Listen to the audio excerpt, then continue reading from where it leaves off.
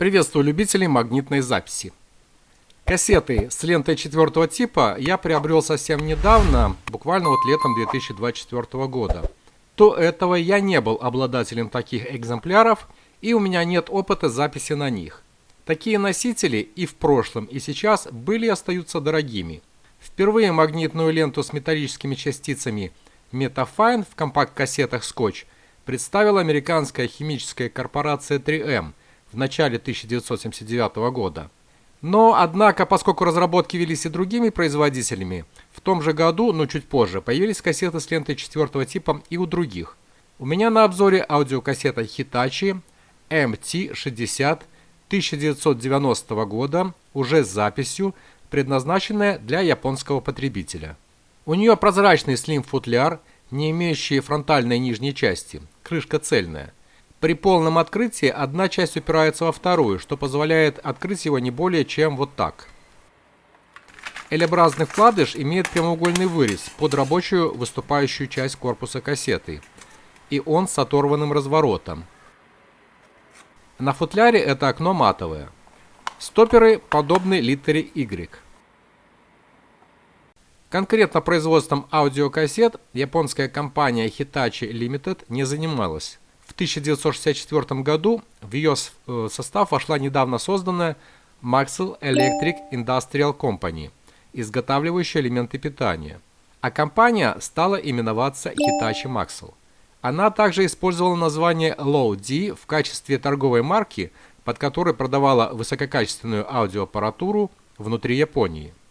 Но по сути все кассеты изготавливались дочерней компанией Maxell. Первая компакт-кассета ME с лентой типа металл под брендом Hitachi была выпущена на европейский рынок тоже в 1979 году. Модель ME или ME выпускалась по 1985 год. Тогда же изготавливались кассеты под брендом Maxell с металлической лентой под аббревиатурой MX, схожие в оформлении и комплектации. Вот в таком же корпусе, но в разной цветовой гамме, то черная, то такая же серая, и разными катушками производились кассеты Hitachi серий UD, а также DJI, CDS, MTX с разным типом ленты с 1985 по 1993 годы и только для японского рынка. Это корпус на винтах с оригинальной фактурой и большим окном. В 1988 году для европейского потребителя возобновлен выпуск кассет с лентой ME, а на японском рынке все та же MT, что расшифровывается как Metaltron. По сути, это последняя модель кассеты с лентой 4 типа этого бренда. В 1993 году производство таких носителей для аудиозаписи было свернуто. А всего существует до 50 моделей кассет Hitachi с лентой всех типов. Из них только 5 экземпляров с металлической лентой ME, MT и MTX. Ну а Maxell продолжала выпускать компакт-кассеты под своим брендом до 2005 года. Я читал, что существовали 3 технологии производства лент типа металл. Это порошковая, гальваническая и вакуумная. В производстве конкретно кассет Maxell используются ленты с покрытиями на основе сплава кобальта, метаксиально стабилизированный чистый, сокращенно SP, в ленте MX, суперстабилизированный чистый, сокращенно SSP, и покрытие Spintec. Какая лента использована в этой кассете Hitachi, мне неизвестно. У нее знакомые макселовские стрелки на слегка матовом раккорде, цветная полоска в начале, в данном случае красная для 60-минутной кассеты. На вид лента черная, но с золотистым отблеском. Могу только предположить, что она с кобальтом. Ну и катушки, фирменные шестерни Maxell с 1987 года, когда в корпусе кассеты появились широкие окна. И все вот эти разработки нужны были для записи на ленту с высоким уровнем высокочастотного сигнала, чтобы таким образом расширить частотный диапазон и с наименьшими искажениями улучшить отношение сигнал-шум. Как правило, максимальный уровень, мол, на таких лентах плюс 6, плюс 8,5 дБ. На кассетной деке Sony TC-K222 ESA, которая является ровесницей этой кассеты, рекомендуется записывать ленты 4 типа с уровнем до плюс 6,5 дБ. Напомню, что и дека, и кассеты изготовлены для японского рынка. Дека с питанием от 100 вольт.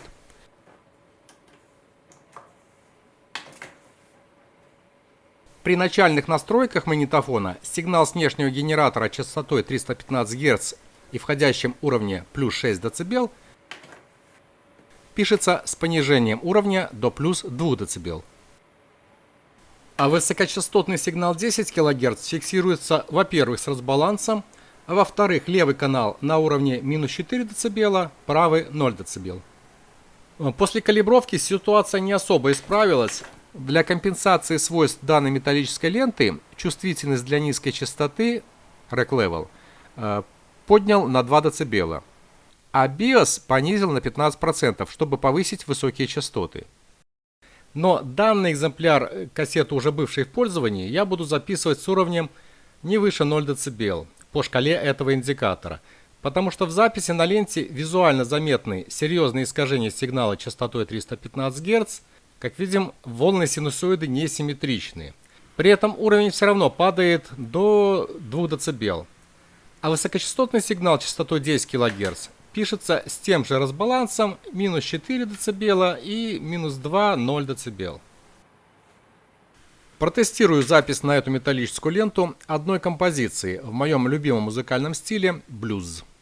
Don't be sad, don't be lonely. Don't you know that I love you only? Just be mine, and I'll be yours forevermore.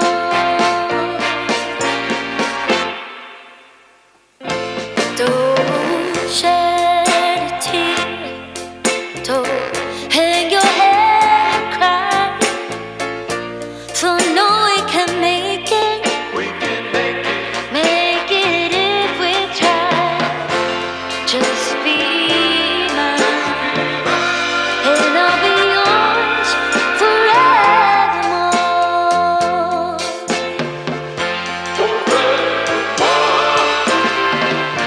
Let's stick together, and you will see. Come rain or come shine, you'll be happy with me. So just be mine, and I'll be yours forevermore.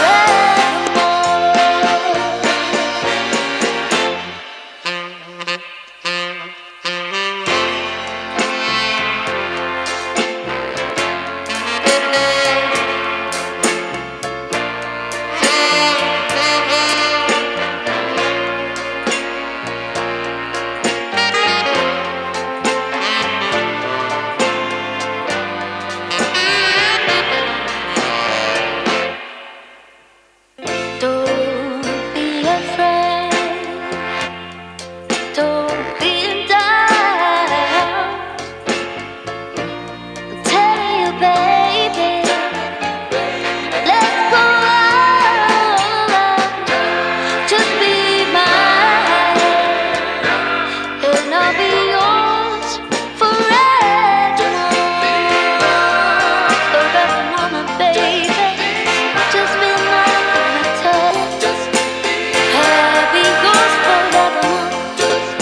Ooh, just be mine. Just be mine. Just be mine.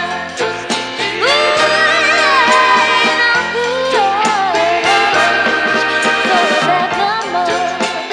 Ooh, come on, baby.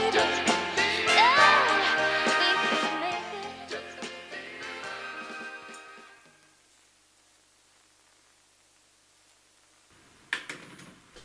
А вот запись получилась сочная. И бас глубокий, и верхние частоты звонкие. Шикарная лента абсолютно без фонового шума и звучит как цифровой источник. Хотя вру, в паузе шум прослушивается, но пусть запись и теряет в уровне пару децибел, и трек записи магнитофона калибруется под эту ленту не идеально, но я в восторге от звука. Лента годится под запись вот такой, чисто акустической инструментальной блюзовой музыки с хорошим женским ярким вокалом или мужским, но с хрипотцой-баритоном. В общем, рекомендую. Кассета с неповторимым дизайном корпуса и музыкальной лентой 4-го типа. Благодарю вас за просмотр, подписывайтесь и встретимся в новых видео. Всем пока!